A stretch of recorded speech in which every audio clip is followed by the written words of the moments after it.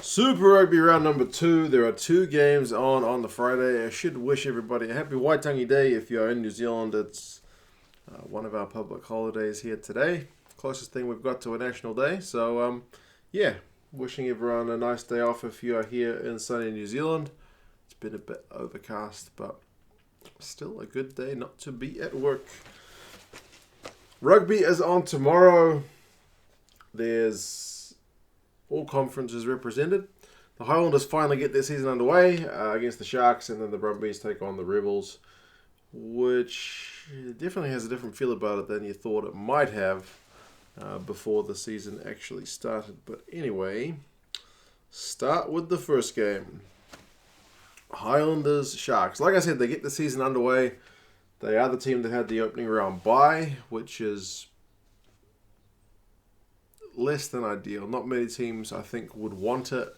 They would have wanted to get underway, but I suppose, if nothing else, they will have the rest and freshness that the Sharks will not have. Because not only have the Sharks just played a game last week, they do get, it's a decent turnaround because I think they played on a Friday over in South Africa, so they lose a bit of that time with the time zones, but it's not like they played on a Saturday. So the Highlanders will have the freshness because not only did they play a game, but they had to travel. So if there's one thing going for the Highlanders, it is that extra factor.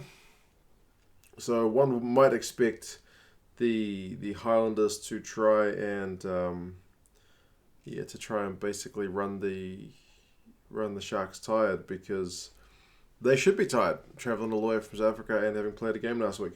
I'll quickly go over the squads. I think looking at the Highlanders squad, the most interesting selection is Josh Ioane at 12. I don't think I've ever seen him play 12 before. I've only ever seen him play 10. That doesn't mean he can't play 12, just because I haven't seen him. But Mitch Hunt is at 10, so they got the dual playmakers thing. And Josh Mackay is kind of a bit of a 10 as well. So they kind of got, he's a fullback. He's at fullback. 3 guys who can play 10s, or at least 3 playmaking players in that team. So they could pretty much attack from any position with those guys standing at first receiver. Tima Fainganuku, I think he's getting his Highlanders debut alongside Jonah Nareki. There's, I think, kind of high expectations for both those guys. Rob Thompson's been a bit of a machine for the Highlanders the last couple of years. He's at centre. Aaron Smith plays at 9. Interesting to see how many minutes he gets, because obviously the All Blacks guys are all under limited minutes. At most, he will play 60. Lynch's captains from 7. Dylan Hunt's there at 6. Front rows Johnston, Coltman, Tokolahi. Paripati Parkinson, Josh Dixon, second row. So there's a lot of talk in New Zealand about how the Highlanders were going to be poor this season, but I still think on paper, man, that looks like a pretty good side. The Sharks have kept things fairly stable from last week's win over the Bulls.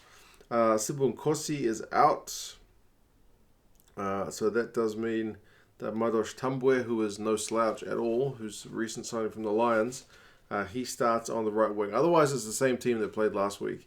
And looking at the lineups, the obvious one you draw a line, connect them, is Josh Ioane at 12, a 10, who's already vulnerable enough to big ball runners targeting him. Now he's got to defend that midfield channel. And opposite him is going to be Andre Esterhuizen. So you would expect him to get a bit of targeting, but we'll see how well the Highlanders manage that. They got Tony Brown as one of their coaches this year, so I expect him to add something. I think even in the pre-match stuff, they said expect something kind of unpredictable from our guys. That's what the Highlanders have said. So yeah, Fussie's still there at fullback. He's very dangerous. Lukanyo captains from 13. Kerwin Bosch is still at 10, and he's a guy who's definitely looking to make a statement with that number 10 jersey, firmly his this year. Scrader's at 9, Notcher, Paul, and James Fenter, who I thought was pretty nice last week. He's at 6. Haran Andrews, Ruben Van Heerden, second row. Thomas Tatoy, Kieran Van Furen, and Oxenchair at loose head. So Highlanders are favourites. I guess that's to be expected because they're at home. Sharks have had to travel, like I said, but there's always a chance that the Highlanders will have a bit of rust. Rugby forecast algorithm has Highlanders by 9, which would be pretty comfortable. TAB, which is the bookmakers here, have got the Highlanders by 7. So either way, the Highlanders are expected to win that one by a try, maybe and a bit. I mean, if it's within 7 points, you'd take that if you're a neutral, because that'd be a pretty entertaining game. The Sharks tour will be an interesting one because they got their season off to start with a win, but if you go ahead and lose all 4 games on your tour, it makes life pretty tough. So, yeah, this is their first chance to pick up a win. But any points on your tour of Australia and New Zealand, definitely valuable. Next is the Brumbies and the Rebels. Looking at the fixtures list when it came out, you thought this game would be probably one of those ones where both of these teams are looking to kind of seize control of that Aussie conference, because the Brumbies had the Reds first up. The Reds finished 14th last year. The Rebels, albeit away from home, they had the Sunwolves. So on paper, both these teams were going to kind of walk it in against their oppositions. And then whoever wins this game in the second round really puts themselves forward in terms of looking to get dominance in the Aussie conference. But it hasn't really worked out that way, because the Brumbies got a win, albeit a close one, over the Reds last week. It was hard fought, but good effort. And the Rebels had a disastrous loss to a new look Sunwolves team. And Dan McKellar, the Brumbies coach, is doing the Rebels. He's saving a bit of face, I guess, because they haven't played the Sunwolves yet, and he's being cautious. But he's saying, nobody thinks the Sunwolves are going to be a walkover this year, or something like that, basically, to the effect that they're not going to be an easy team to play. Traditionally, they have been. They've not really. I know my Blues have lost to them. Multiple teams have got egg on their face playing the Sunwolves, but based on the fact that it was a really rejigged team, you would have thought a bunch of guys who had been together, some of them for the last couple of years, would have done a job. But like Dave Vessels, the Rebels coach, said, we're not a bad team, we're a good team who played badly last week. So we'll see how much of that is true. The Brumbies have kept things pretty stable. I think Darcy Swain is out with an injury, so Caden Neville comes up from the bench to replace him.